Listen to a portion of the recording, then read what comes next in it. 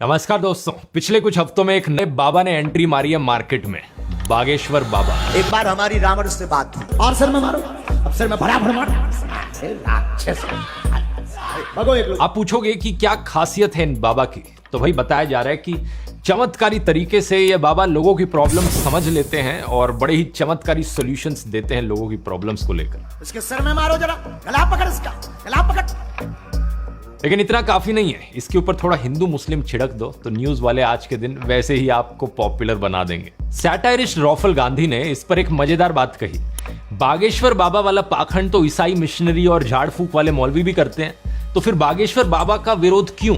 क्या हिंदू आज के दिन बिना रोक टोक के मूर्ख भी नहीं बन सकता? सही बात नहीं है दोस्तों। लोग IITN बनते हैं आज के दिन, कुछ लोग साइंटिस्ट बनते हैं, कुछ लोग IAS बनते हैं। अगर कुछ लोग बेवकूफ बनना चाहें तो क्यों नहीं बन सकते वो बेवकूफ? सबको मूर्ख बनने का अधिकार है और सभी रिलीजन्स के लोग इस अधिकार के बारे में जागरूक हैं। लोग रिलीजन को लेकर जरूर डिवाइडेड होंगे एक दूसरे से, लेकिन यूनाइटेड हैं ये सारे रिलीजन के लोग सुपरस्टिशन के नाम पर। ऐसे फर्जी बाबा आपको हर धर्म में मिल जाएंगे और कितने लॉयल तरीके से कुछ लोग इन्हें फॉलो भी करते हैं। आइए आज के वीडियो में इस बागेश्वर बाबा को समझते हैं और जनरली इन बाबाओं के फिनोमिना को भी समझते हैं। You don't have any relationship with Jesus, Mahavir, Buddha, Krishna, not at all.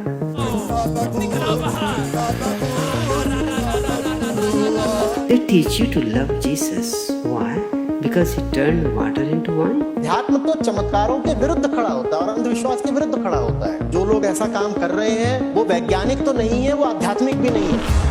तो बागेश्वर बाबा से शुरुआत करें तो इसके पीछे जो इंसान है वो है धीरेंद्र शास्त्री। मध्य प्रदेश के गांव से आता है, वहां पर एक आश्रम भी चलाता है जिसका नाम है बागेश्वर धाम। दैनिक जागरण की रिपोर्ट के अकॉर्डिंग इसका असली नाम एक्चुअली में है धीरेंद्र कृष्णा गर्ग और इसकी उम्र सिर्फ 26 साल, यानी एज में ये मुझसे भी छोटा है। इमेजिन करके देखो, 26 साल का लड़का यहां पर एक बाबा बन गया। कहीं ऐसा ना हो कि आने वाले सालों में हमें देखने को मिले कि 15-16 साल के लड़के भी स्कूल से ड्रॉप आउट करके बाबा बनने की सोच रहे हो। लेकिन एनीवेज, धीरेंद्र की बात करें तो ये पहली बार खबरों में आया अपने कम्युनल भड़काऊ भाषण की वजह से। पिछले साल अप्रैल की बात है, मध्य प्रदेश में सागर में प्रवचन चल रहा था इसका और इसने कहा सब हिंदुओं एक हो जाओ और पत्थर फेंकने वालों के घरों पर बुलडोजर चलवाओ। निवेदन है सब हिंदू एक हो जाओ और पत्थर मारने वालों के घर पर बुलडोजर चलवाओ। बड़ा ही ऑब्वियस पॉलिटिकल रेफरेंस जो उत्तर प्रदेश में किया जा रहा है, इस पर मैंने एक अलग से वीडियो भी बनाया था। लेकिन इसके बाद इसने कहा सब अपने हाथ में हथियार उठा लो, मतलब सब हथियार उठा लेंगे अपने हाथों में तो पुलिस क्या करेगी?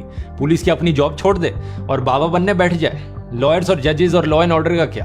आए लो, जग जाओ, अब सब हिंदू अपने हाथ में हथियार उठा लो और कह दो हम सब हिंदू एक हैं। बड़ी ही ऑब्वियस बात है कि ये कम्युनल भड़काऊ भाषण था, पब्लिक पीस को डिस्टर्ब करने की कोशिश थी। लेकिन जैसा कि हम जानते हैं हमारे देश में लॉ एंड ऑर्डर की क्या हालत है, कोई अरेस्ट नहीं किया गया। कुछ दिन बाद धीरेंद्र कहता है कि मैं बाबा नहीं ढाबा हूं, ऐसी गलती बार बार करता रहूंगा। अब उन्हें पता ही नहीं कि हम बाबा हैं ही नहीं, हम तो ढाबा हैं।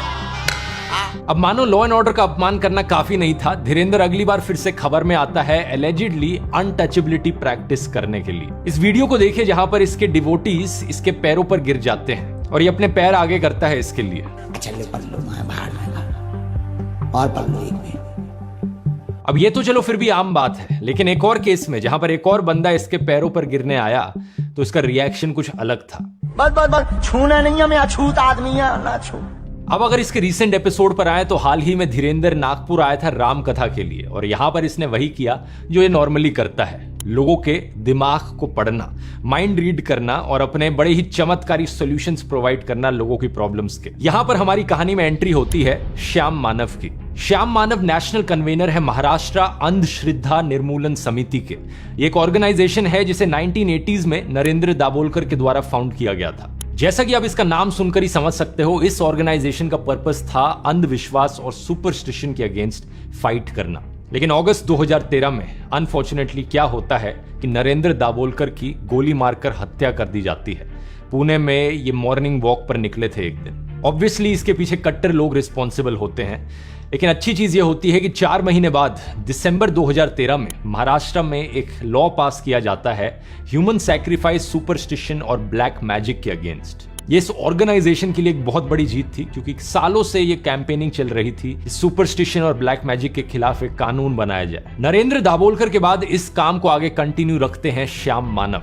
ये ऑर्गेनाइजेशन के साथ शुरू से ही रहे हैं, जब से इसकी इंसेप्शन हुई है, और ये अपने आप को एक सनातनी हिंदू कहते हैं, ठीक उसी तरीके से जैसे गांधी जी और स्वामी विवेकानंद भी अपने आप को सनातनी हिंदू मानते थे। एक तो अपने आप को सनातनी हिंदू कहता हूँ, महात्मा गांधी भी अपने आप को सनातनी हिंदू कहते थे और स्वामी विवेकानंद जी भी अपने आप को सनातनी हिंदू कहते थे। ये कहते हैं कि ये किसी भगवान या किसी के धर्म के खिलाफ नहीं है, बल्कि ये उस लूटमारी और उस फ्रॉड के खिलाफ है जो धर्म के नाम पर हो रही है। जो इनका काम है वो अकॉर्डेंस में है कॉन्स्टिट्यूशन ऑफ इंडिया के। दैनिक भास्कर की एक रिपोर्ट हमें बताती है कि श्याम मानव 200 से ज्यादा बाबाओं का भांडाफोड़ कर चुके हैं। इनका पहला बड़ा केस था लेजेंडरी शकुंतला देवी को लेकर, जिन्हें ह्यूमन कंप्यूटर नाम से जाना जाता है। श्याम मानव कहते हैं कि ये उनके मैथमेटिक्स प्रोग्राम्स के खिलाफ नहीं थे, लेकिन धीरे धीरे उन्होंने एस्ट्रोलॉजी और फ्यूचर प्रेडिक्शन जैसी चीजें शुरू कर दी थी, तब उनका इन्होंने भांडाफोड़ किया। पुलिस ने शिकायत दर्ज करी और FIR भी लिखी गई। जिस कार्यक्रम से वो नागपुर आई थी, उस कार्यक्रम को छोड़ के उन्हें भागना भी पड़ा। शकुंतला देवी, जिनका नाम Guinness book of world records में रिकॉर्ड हुआ था, वो नागपुर में आई, उसने एडवर्टाइजमेंट शुरू की, God can tell correct fortune, so can Shakuntala Devi. ये पहला बड़ा केस था इनका, और शकुंतला के चमत्कार और उनकी भविष्यवाणी सब बंद हो गई इसके बाद। एक और बड़ा केस था इनका फॉरेन मिशनरीज को लेकर। ये बताते हैं कि कैसे 5 मिशनरी नागपुर आए हुए थे। एक ऐसी सभा करते हैं वो जहां पर अंधे को दिखने लग जाता है, बहरे को सुनने लग जाता है, ऐसे चमत्कारों का दावा करते हैं। उस वक्त इन्होंने 1986 के ड्रग्स और रेमेडीज एक्ट का इस्तेमाल किया अपनी फाइट करने के लिए। उस कानून के तहत इन्होंने इन 5 मिशनरी के खिलाफ शिकायत दर्ज करी, और देश में पहली बार ऐसा हुआ कि 4 विदेशी मिशनरियों को अरेस्ट किया गया। तो अपनी अभी की कहानी पर वापस आए तो धीरेन्द्र शास्त्री नागपुर जाते हैं। श्याम मानव को पता चलता है कि ये राम कथा के लिए गए हैं। इन्होंने कहा ये तो अच्छी चीज है और इसे वेलकम किया जाना चाहिए, लेकिन फिर इन्हें पता चलता है कि ये बाबा अपना दिव्य दरबार होल्ड करते हैं, जहां पर ये चमत्कार करते हुए दिखाते हैं। कहा जाता है कि ये नागपुर में 7 और 8 जनवरी को होगा। तो मुझे सबसे पहले कहा गया कि उनका राम कथा का आयोजन है। मैंने कहा अच्छी बात है, उसका तो स्वागत होना चाहिए, लेकिन लोगों ने ये ध्यान में ला के दिया कि उनका दिव्य दरबार के काफी वीडियोज उपलब्ध है, इसलिए मैंने उसके तरफ ध्यान दिया। मेरी बड़ी टीम है, उन टीम को मैंने भिड़ा दिया, 40-50 वीडियोज उन्होंने खंगाले, और उनके ध्यान में आया कि इसमें काफी कानूनन उल्लंघन होता है। इस चीज को लेकर ये पुलिस को इन्फॉर्म करते हैं, उन्हें प्रूफ देते हैं और पुलिस को कहते हैं कि प्लीज एक्शन लो इस चीज को लेकर, लेकिन पुलिस कोई एक्शन नहीं लेती। बाद में एक्चुअली में नागपुर की पुलिस बाबा को क्लीन चिट भी दे देती है, ये कहते हुए कि इन्होंने सारे एविडेंस को एग्जामिन कर लिया है और इन्हें कुछ भी ऐसा नहीं मिला जो ब्लैक मैजिक एक्ट के अगेंस्ट हो। तो श्याम मानव पुलिस को इन्फॉर्म करने के अलावा धीरेन्द्र को चैलेंज भी करते हैं। 2 चैलेंजेस होते हैं। पहला होता है कि एक कमरे में 10 लोग हैं, उन 10 लोगों का नाम, उनके पिता का नाम, उनकी एज और उनका फोन नंबर बताओ भाई। और दूसरा चैलेंज होता है कि एक बगल के कमरे में रखी 10 चीजों के बारे में बताया जाए कि कौन सी चीजें रखी हैं कमरे में। श्याम मानव कहते हैं कि अगर बाबा ने 90% एक्यूरेसी के साथ भी जवाब दे दिया तो उन्हें 30 लाख रुपए का इनाम देंगे ये। और अगर ये चैलेंज जीत गए तो श्याम मानव अपना माथा उनके पैरों पर टिका देंगे, माफी मांगेंगे और अपनी पूरी ऑर्गेनाइजेशन को बंद कर डालेंगे। तो आगे क्या होता है? क्या बागेश्वर बाबा इस चैलेंज को एक्सेप्ट करते हैं? इवेंट के पोस्टर पर लिखा था दोस्तों कि ये इवेंट 13 जनवरी तक चलेगा, लेकिन धीरेन्द्र नागपुर की ओर निकल लेता है 11 जनवरी को ही। श्याम मानव इसे भगोड़ा करके पुकारते हैं कि चैलेंज एक्सेप्ट नहीं कर पाया इसलिए ये निकल लिया। कुछ हिंदुत्व ऑर्गेनाइजेशंस को इससे बड़ी तकलीफ हो जाती है और वो श्याम मानव का पुतला जलाने लगते हैं। इसके बाद एक्चुअली में श्याम मानव को डेथ थ्रेट्स भी दिए जाते हैं कि नरेंद्र दाभोलकर के साथ जो हमने किया था वो तुम्हारे साथ भी करेंगे, अनदर नरेंद्र दाभोलकर। फॉर्चुनेटली तब से उन्हें सिक्योरिटी कवर जरूर दे दिया गया है। धीरेन्द्र शास्त्री के डिफेंस में उसका कजन लोकेश गर्ग आता है जो कहता है कि उसे भी डेथ थ्रेट्स मिले हैं। धीरेन्द्र शास्त्री की परिवार सहित 13वीं की तैयारी कर लो। बागेश्वर धाम को भी सिक्योरिटी दी जाती है, लेकिन चैलेंज का क्या? धीरेन्द्र अपने रिस्पॉन्स में कहता है कि वो भागा नहीं, राम कथा जो थी वो 11 जनवरी तक ही चलनी थी और अगर श्याम मानव को चैलेंज देना है तो वो रायपुर में आकर चैलेंज दे दे। 3 तारीख को हम पहले ही ये कह चुके कि हम 7 दिन की कथा है, सब कथाएं हमने 2-2 दिन की काट दी। तो हम आपको कहेंगे श्याम मानव जी, आपको अनुभव करना है तो दरबार में रायपुर में आइए, आगे बागेश्वर धाम पर लगेगा, वहां आइए। श्याम मानव अपने YouTube चैनल पर एक वीडियो रिलीज करते हैं इसका रिस्पॉन्स देते हुए। वो कहते हैं दिव्य दरबार में फ्रॉड एंड प्रूफ कंडीशंस के तहत उन तक कोई भी जानकारी ना पहुंचे, इस ढंग से वातावरण हम निर्माण नहीं कर सकते हैं। इसलिए नागपुर में ही ये चुनौती बहुत अच्छे ढंग से पारित हो सकती है।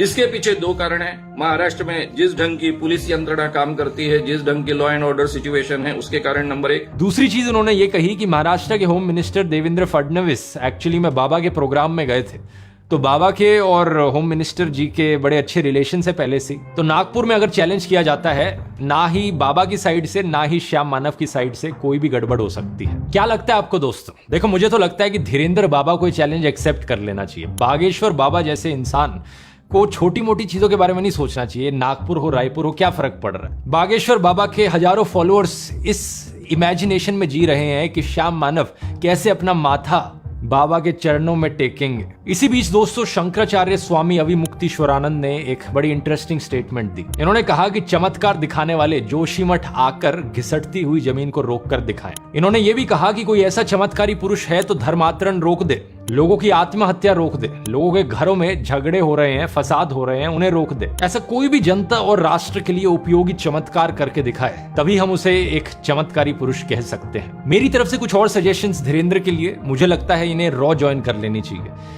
अलग अलग देशों की सीक्रेट इंफॉर्मेशन पता करने में बहुत मदद मिलेगी। ये पुलिस की मदद कर सकते हैं चोर डकैतियों को पकड़ने में। इनफैक्ट इन्होंने तो ये भी क्लेम किया है कि ये कैंसर को भी क्योर कर सकते हैं अपनी दवाइयों और आशीर्वाद के द्वारा। कैंसर रोग है, दूसरे स्टेज का है, हम एक विधि कर दे, अभी कैंसर की दवाई धाम पे मिल है, ठीक हो जाएगा, आशीर्वाद। माँ बीमार है, 3 साल से दर्द कैंसर नामक रोग बना हुआ, ओमवती को कृपा हो जाएगी, आशीर्वाद। ये अखंड ज्योति जलाएं, 50 ग्राम देसी गाय के गोमूत्र में 2 खड़ी हल्दी की गांठ पीस करके मिला करके रोगी को पिलाएं, लाभ 100% होगा, आशीर्वाद। मुझे ये बात समझ में नहीं आती भाई, किस बात का इंतजार है? हमारी देश की सरकार क्या कर रही है? क्यों हॉस्पिटलों में टाइम वेस्ट किया जा रहा है? इन बाबा को जल्दी से लाया जाए, इनसे क्योर सीखा जाए कैंसर का और सब में बांट दिया जाए। इतने सारे पेशेंट्स हैं इंडिया में। लेकिन ये सब होगा नहीं दोस्तों, क्योंकि ये एक बहुत बड़ा फ्रॉड है। जेम्स रैंडी दुनिया के मोस्ट फेमस मैजिशियंस में से हैं। धीरेन्द्र की छोटी मोटी ट्रिक्स कुछ भी नहीं है जेम्स रैंडी के सामने। लेकिन फर्क ये है कि जेम्स अपनी ट्रिक्स का इस्तेमाल करते थे लोगों को एंटरटेन करने के लिए, और धीरेन्द्र अपनी ट्रिक्स का इस्तेमाल करता है लोगों को बेवकूफ बनाने के लिए और एक कल्ट फॉर्म करने के लिए। जेम्स रैंडी ने एक जेम्स रैंडी फाउंडेशन की स्थापना करी साइंटिफिक टेम्परामेंट को प्रमोट करने के लिए। इसमें उन्होंने अपना एक $1 मिलियन पैरानॉर्मल चैलेंज निकाला। चैलेंज बड़ा सिंपल था। दुनिया में कोई भी इंसान जेम्स रैंडी को प्रूफ दिखा दे सुपर नेचुरल चीजों का, पैरानॉर्मल चीजों का, ये भूत प्रेत जैसी चीजें, और उस इंसान को $1 मिलियन का इनाम मिल जाएगा। लेकिन आज तक कोई इस चैलेंज को नहीं कर पाया है। इस चीज को डिटेल में मैंने भूतों वाले वीडियो में भी एक्सप्लेन किया था, गोश्ट्स के ऊपर जो मैंने वीडियो बनाया था। नहीं देखा है उसका लिंक मैं नीचे डिस्क्रिप्शन में डाल दूंगा। हैरानी की बात यह है कि इसके बावजूद भी दुनिया भर में लोग एस्ट्रोलॉजर्स और चमत्कारी बाबाओं से बड़े आकर्षिद होते रहते हैं। कहीं हमें एक बाबा देखने को मिलता है जो हवा से सोने की चेन निकाल देता है, कोई बाबा पानी का पेट्रोल बना देता है। सुपरस्टिशन तो चलो फिर भी कुछ हद तक एक हार्मलेस चीज हुई या सेल्फ हार्मिंग चीज हुई, लेकिन बहुत से बाबाओं को पाया गया है कि कितने क्राइम्स में इन्वॉल्व होते हैं। कहीं पर murder, sexual harassment, tax evasion, kidnapping, human trafficking. 2017 में जो हिंदू साधुस की सबसे टॉप बॉडी है अखिल भारतीय अखाड़ा परिषद, उन्होंने 14 फेक बाबाओं की लिस्ट भी जारी करी थी। इस परिषद के प्रेसिडेंट ने यह भी कहा था कि लोग ऐसे पाखंडियों से चौकन्ने रहें, ये साधुओं का नाम बदनाम करते हैं। इस लिस्ट में कई बड़े नाम थे, आसाराम, राधे मां, निर्मल बाबा, गुरमीत सिंह, नारायण साई।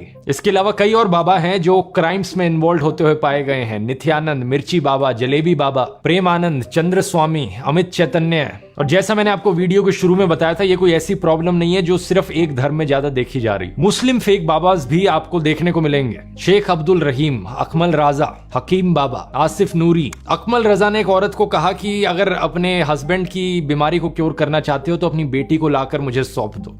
दीनू मोहम्मद एक तांत्रिक सिमिलर चीजें कर रहा था। ऐसे ही दोस्तों कई क्रिश्चियन बाबाज भी मिलेंगे आपको। केरला में एक भयानक केस देखा गया जहां पर एक औरत को ब्लैकमेल किया गया उसका कन्फेशन सीक्रेट का इस्तेमाल करके। आमतौर पर आप किसी चर्च में जाते हो तो अक्सर आप अपने कन्फेशंस बताते हो वहां मौजूद प्रीस्ट को। तो जो औरत ने बताया इसे, उसको उसी का इस्तेमाल करके ब्लैकमेल कर दिया। फिर इस औरत का एडवांटेज लिया इन्होंने। इसके बाद कुछ ऐसे भी क्रिश्चियन बाबा हैं जो अपने आप को बताते हैं कि ये कितने मिराकुलस क्योर्स करने लग रहे हैं। एक बजिंदर सिंह जिसके 20 लाख से ज्यादा सब्सक्राइबर्स हैं यूट्यूब पर। बागेश्वर बाबा की तरह ये भी नाम बताता है, इविल स्पिरिट्स को हटाता है और लोगों की जो डिसेबिलिटीज है उन्हें क्योर कर देता है। कब से प्रॉब्लम है ये?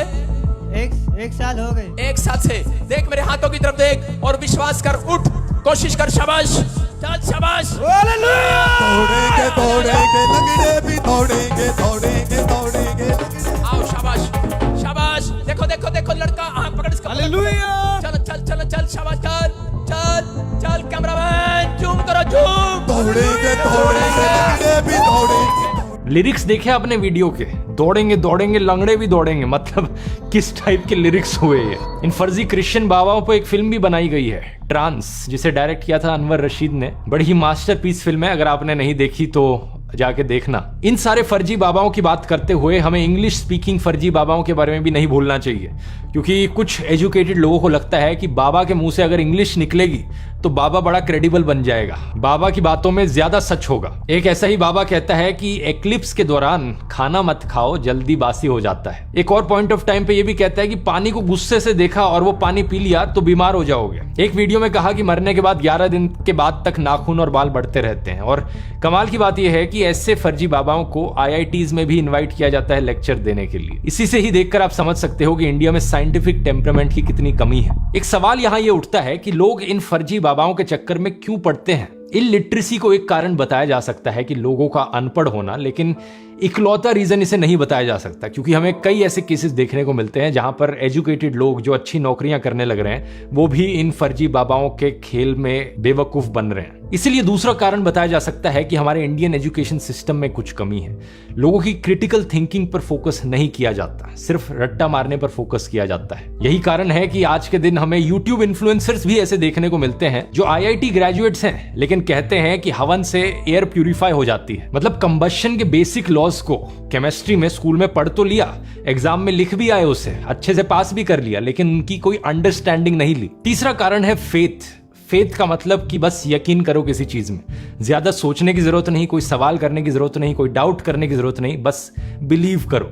लोग यकीन करते हैं क्योंकि वो यकीन करना चाहते हैं। और अक्सर ये फर्जी बाबा लोगों की कमजोर इमोशनल स्टेट और लोगों की जिंदगी में चल रही प्रॉब्लम्स का फायदा उठाते हैं। लोग अपनी जिंदगी में फ्रस्ट्रेटेड हैं, कोई सोल्यूशन नहीं मिल रहा है उन्हें। आमतौर पर जो मेंटल प्रॉब्लम्स होती हैं उनके लिए एक थेरेपिस्ट के पास जाया जाता है या साइकोलॉजिस्ट के पास जाया जाता है, ज्यादातर डेवलप्ड देशों में। लेकिन इंडिया में ये कल्चर इतना फैला नहीं है अभी। लोगों के पास कोई होता नहीं जिसके पास वो अपनी प्रॉब्लम्स लेकर जा सकें, और इसलिए वो इन फर्जी बाबाओं के पास जाते हैं। मेंटलिस्ट करण सिंह मैजिक और सुहानी शाह भी एग्जैक्टली यही काम करते हैं जो ये फर्जी बाबा करते हैं, लोगों के माइंड रीड करना। लेकिन फर्क ये है, ये एंटरटेनमेंट के तौर पर करते हैं। ये नहीं कहते कि हम आपकी प्रॉब्लम्स का क्योर दे देंगे। इस चीज की डिटेल में बात मैंने करण सिंह के साथ जो वीडियो बनाया था उसमें करी थी, आप खुद जाकर देख सकते हैं एग्जैक्टली कैसी ट्रिक्स का इस्तेमाल किया जा रहा है माइंड रीड करने के लिए। करण सिंह ने मेरा भी माइंड रीड किया था और सही में कमाल की टेक्निक्स हैं, लेकिन ये सिर्फ ट्रिक्स हैं। लिंक नीचे डिस्क्रिप्शन में डाल दूंगा इसका। अच्छा, यहां पर यह भी कहना जरूरी है कि जो बाबाओं का कॉन्सेप्ट है इनहेरेंटली उसमें कुछ गलत नहीं है, ये एक बड़ा ही अच्छा कॉन्सेप्ट है। कुछ ऐसे लोग जो स्क्रिप्चर्स को पढ़ते हैं उन्हें जिंदगी के बारे में स्पिरिचुअल अंडरस्टैंडिंग मिलती है और वो एक लाइफ कोच की तरह काम करते हैं, एक पर्सनल काउंसलर की तरह काम करते हैं। ये पुराने जमाने में बहुत होता था और तब कोई फीस चार्ज नहीं करी जाती थी। ये एक सेल्फलेस सर्विस होती थी जो असली बाबा देते थे। हिंदू भिक्षु, बौद्ध भिक्षु, जैन भिक्षु, मुस्लिम फकीर, इतिहास में हमने कई ऐसे लोग देखे। आदि शंकराचार्य, बाबा फरीद, कबीर, गुरु नानक, बाबा बुल्ले शाह, स्वामी दयानंद सरस्वती, स्वामी विवेकानंद और जिड्डू कृष्णमूर्ति। लेकिन हाल ही में ट्रेंड सा आ गया है कि निकम्मे लोग बाबा बनने शुरू हो गए। इन फर्जी बाबाओं के पास कोई लाइफ एडवाइस नहीं है लोगों को देने को, ये बस बेवकूफ बनाना जानते हैं अपना धंधा चलाने के लिए। जो भिक्षा का कॉन्सेप्ट था वो भीख के कॉन्सेप्ट में बदल गया। इसी रीजन से दोस्तों इन फर्जी बाबाओं को एक्सपोज करना बहुत जरूरी है। लोगों को इन पाखंडी बाबाओं से बचाना बहुत जरूरी है। ये धर्म के लिए अच्छा होगा, साइंस के लिए अच्छा होगा। इस वीडियो को अपने परिवार और दोस्तों के साथ शेयर कीजिए ताकि वो भी सच जान सके। बहुत बहुत धन्यवाद।